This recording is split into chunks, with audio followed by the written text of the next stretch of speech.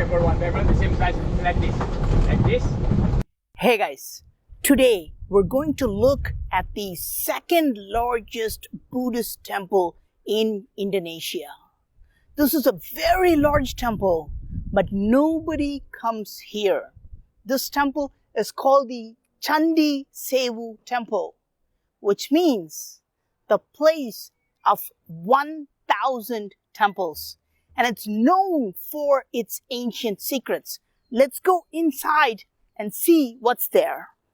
As we walk inside, we are greeted by these two giant guardians called Dwarapalakas.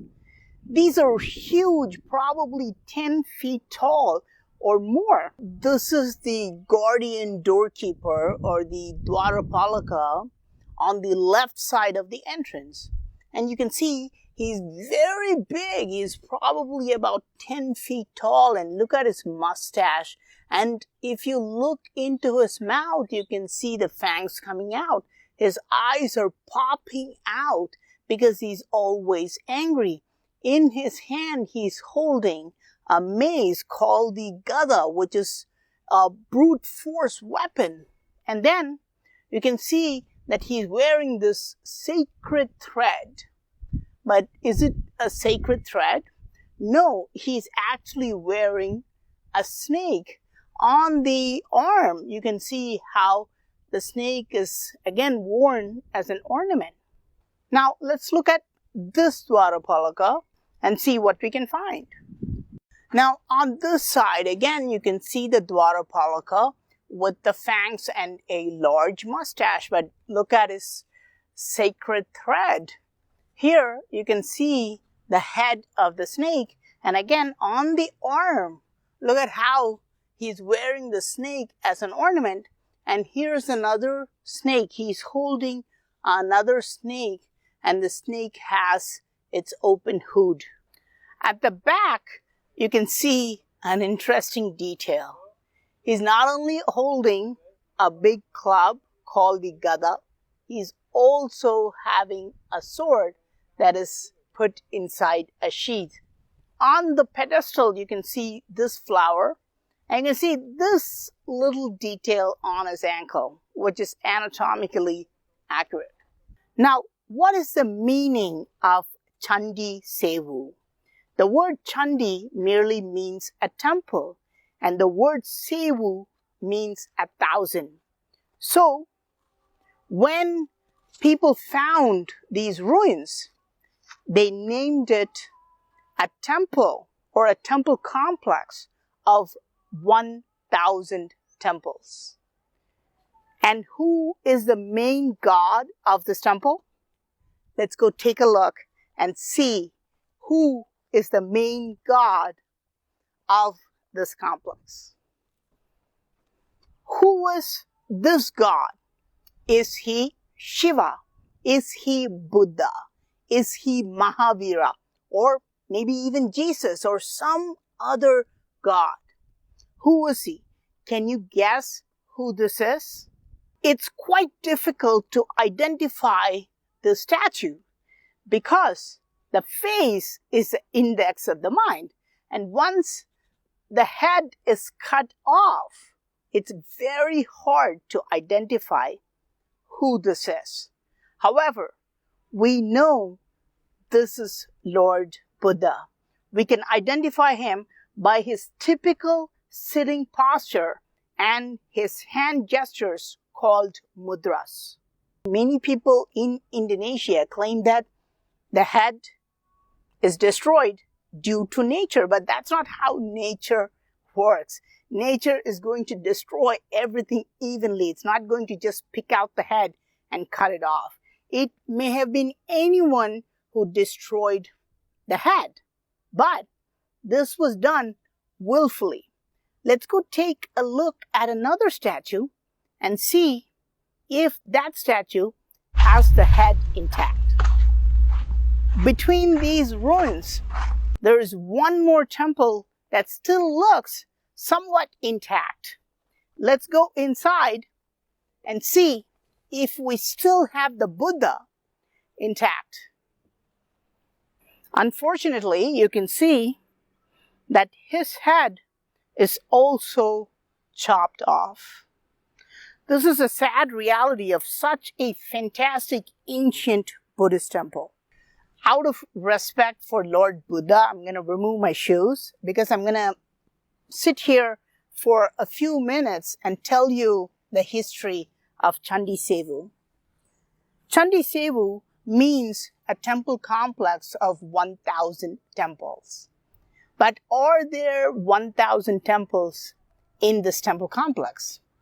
No, when archaeologists started to put numbers on these individual temples, they could only find 249 temples.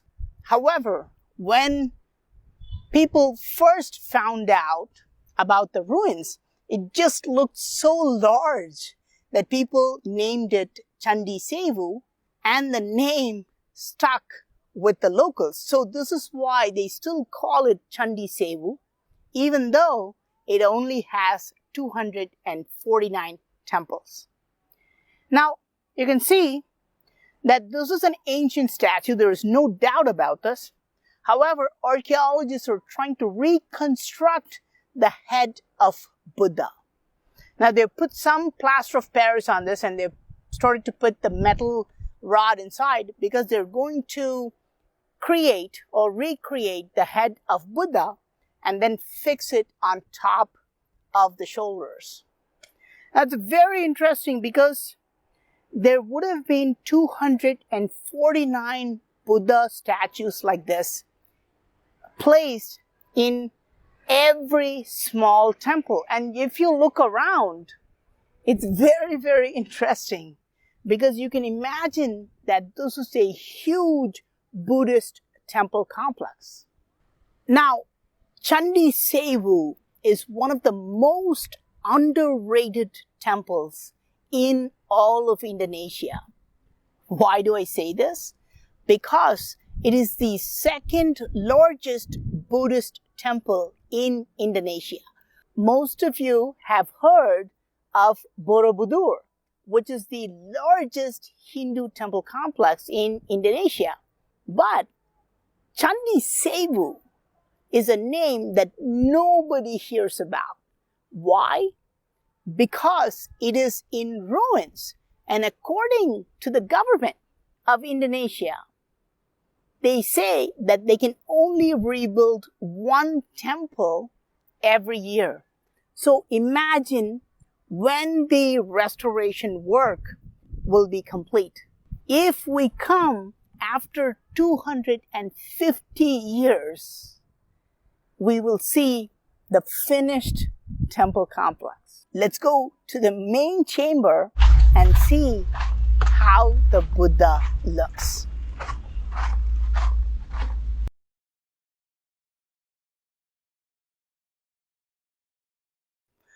The main statue, the main Buddha of this temple is also gone. That's really sad. You can see that the main statue is also missing. This is a giant pedestal. This pedestal must be at least 15 feet long. And what does that mean? That means the Buddha sitting here would have been about 20 to 30 feet tall. That's why they would have created such a big pedestal. Imagine a 30-foot tall Buddha in a seated position, seated here. That would have been an amazing sight. Even better, maybe they had a reclining Buddha on this pedestal. Maybe that's why they made this pedestal so long. But now it's empty. We have lost an invaluable ancient statue. But let's go take a closer look at the pedestal itself. You can see something very interesting here. There are steps going up. Let's go. Maybe it'll lead us to something interesting. And this is the pedestal. This is the holy pedestal of Lord Buddha. And behind it, there's almost nothing. There's a little bit of an elevated platform, and then there is a large wall. And on the sides, we can see these animals called makaras. That's weird because the wall is only about 15 feet high, and this is not a real wall. This is not a real wall because it's not going all the way up to the ceiling. So there must be something behind. Is there something hidden behind? Oh, there is something here. Oh, that's fantastic. You can see the steps going up behind this false wall. This is crazy. You can see there are steps going up. Maybe I should go and see what's there. There seems to be nothing. I can see the wall on the other side. It's so narrow. You see, I cannot even fit in. But let me try. Maybe I can squeeze myself through this.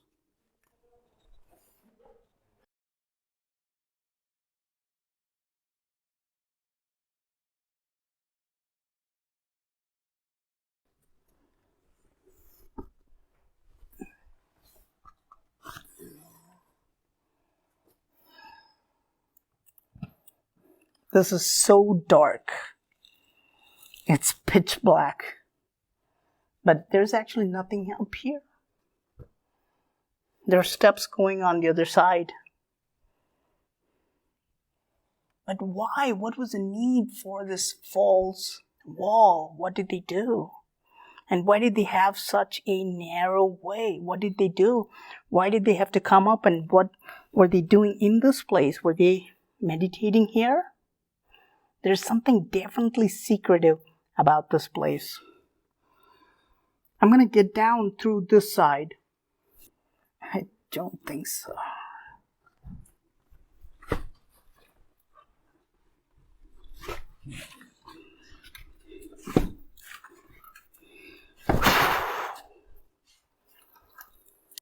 The Chandi Sevu temple has brought up a lot of interesting questions. What happened to the giant Buddha statue? Where did it go? Why did they not find at least the ruined remains of such a giant Buddha statue? But now we have found something even more crazy. Why did they put a secret wall, a false wall, in the main chamber? And why did they make stairs so people could walk up, even though you cannot even go through it walking straight? You have to kind of crouch. Maybe it's only about 6 to 8 inches. Why did they need that space? And why did they cover it with a false door? These are very, very interesting questions. I hope we can solve these ancient mysteries soon. I hope you guys enjoyed this fantastic Buddhist temple. I am PRAVEEN Mohan. Thanks a lot for watching. Don't forget to subscribe. I'll talk to you very, very soon. Bye.